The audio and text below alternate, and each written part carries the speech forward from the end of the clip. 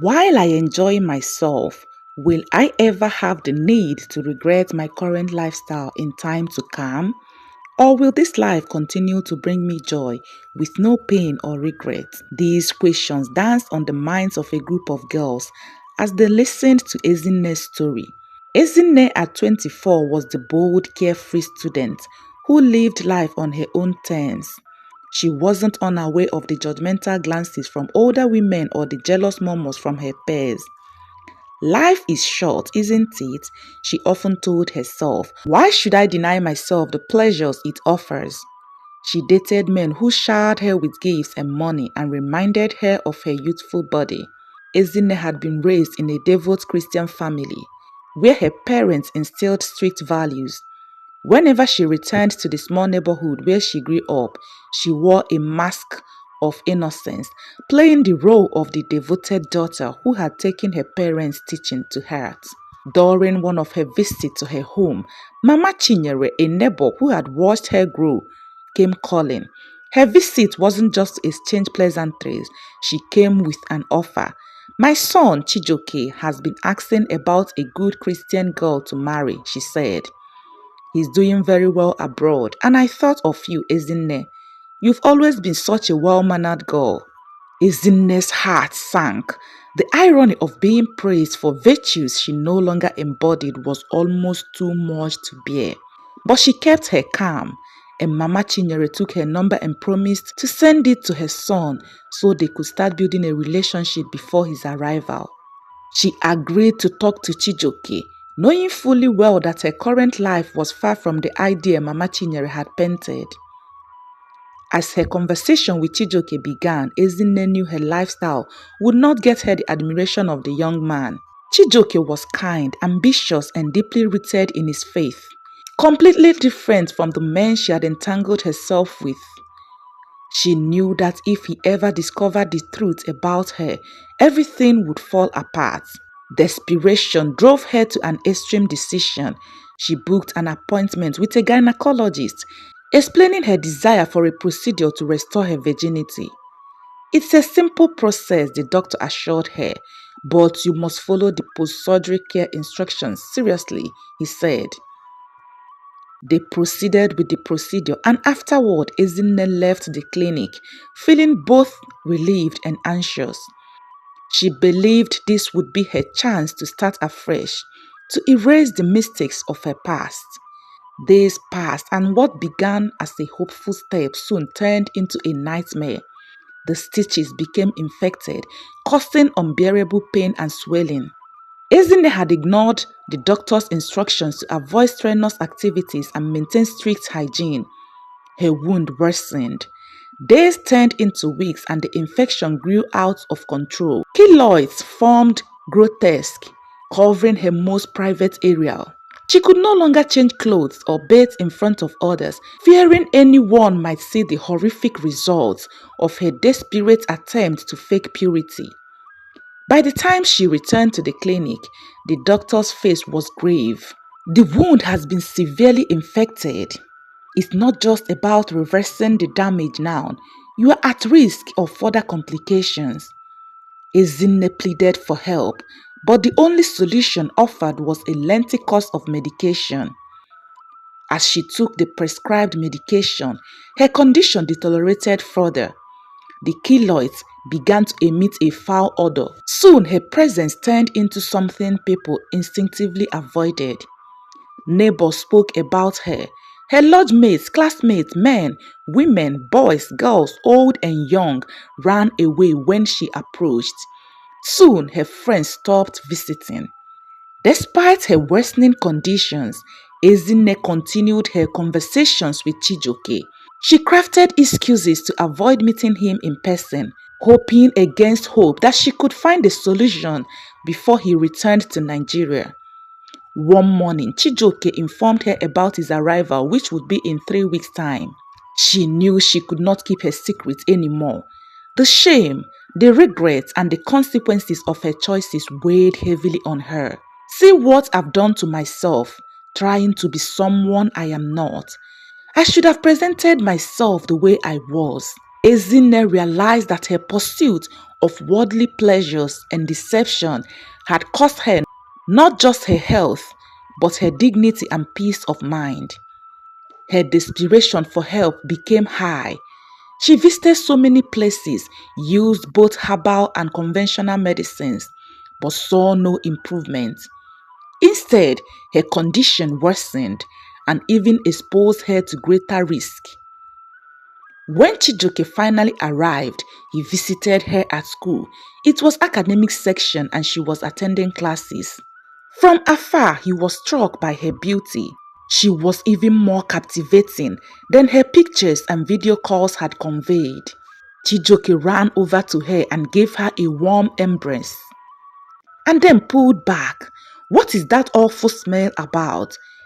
he asked surprisingly as he looked around to check for any dead and decaying animal around them, but found none. Ezine broke down in tears. "There is nothing here. I am the one smelling." What? What? You mean this terrible odor is from you?" he asked as he took 2 steps forward. "Yes, it's from my body. I don't know how, but somehow keloids started growing around my private area. At the hospital, I received medication, but instead of healing the keloids, it worsened them, causing decay. I've tried conventional and herbal remedies. I wouldn't have brought myself to tell you this while you were still overseas. This is serious. I wish you had told me. I might have arranged help sooner." He told her to get ready, that he would come back the next day to take her to the hospital. The next day, he came as he promised, but Ezine refused to accompany him to the hospital. She claimed she was exhausted from seeking remedies as none of the treatments she has tried has worked.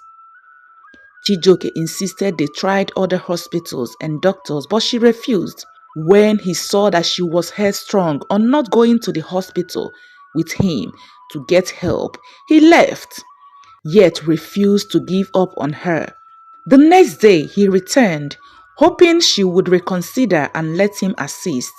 At this point, Ezine has no option but to lay it bare to him. "Chijioke, I have to be honest with you. This is all my fault. I had surgery to restore my virginity and that had led to this. I don't even know who I am anymore," she said. "I thought I could fix everything and become the person you would want, but instead I ruined myself." Chijioke was silent for some moments. After a long pause, he finally spoke. "Ezine, what hurts most isn't your past. It's the fact that you didn't trust me enough to be honest from the beginning. You thought I would only value you for an illusion, not for who you truly are. I need time to process this," he said. "But Ezine, you need to heal, not just your body, but your heart and soul. I hope you find the strength to do that," he said as he walked away, leaving Ezine to face the wreckage of her choices alone. After Chijioke left, Ezine locked herself in her room, staring at her reflection in the mirror. The woman who looked back at her was a stranger, someone she barely recognized. The physical pain of her condition was unbearable. It was nothing compared to the emotional torment of knowing she brought that upon herself. The mumbles in her neighborhood grew louder. Her friends said she had a strange disease. Other students laughed and ran when she passed, holding their noses dramatically. Soon, the lecturers could not lecture with her in their class. One Saturday morning, Ezine's mother arrived at her hostel, having heard news of her daughter's condition, seeking to confirm her worst fears. "Ezine, my child, what have you done to yourself?" she asked. "You were raised to know better. Where did we go wrong?" Ezine fell to her knees, sobbing uncontrollably. "Mama, I made so many mistakes. I thought I was enjoying life, but now I see how wrong I was. I've ruined everything." Her mother embraced her tightly, whispering prayers of forgiveness and healing. "It's not too late, Ezine," she said. "God's grace is bigger than your mistakes, but you must be willing to change." She followed her mother back home so she could get some help. Time marched on, but the keloids showed no signs of stopping their growth. On a follow-up visit to the hospital, her doctor frowned while examining her test results. "We will need to run some additional tests," he said, his tone more serious than usual. "What's wrong, doctor?" Azen asked, fear gripping her heart. "I don't want to alarm you, but there are signs that this might be more than an infection." A biopsy was performed, and a week later, Ezine received the devastating news. She had developed squamous cell carcinoma, a form of skin cancer. The infection, coupled with repeated trauma to the area, had triggered the uncontrolled growth of cancerous cells. "Cancer?" she asked. "How? How did it come to this?" The doctor explained to her that rare keloids and chronic infections in delicate tissues could evolve into cancer under certain conditions. "We will begin treatment immediately," the doctor assured her. "But it's important to understand that this is an aggressive cancer. The earlier we act, the better your chances." When she returned home, Ezine could not bring herself to tell her family right away. She spent hours alone, replaying her choices and their consequences in her mind. Eventually, she shared the news with her mother. As she spoke, her mother's hand trembled and she wept uncontrollably. "Isn't my child, why didn't you come to us sooner? We could have helped you before it came to this." I thought I could fix everything on my own."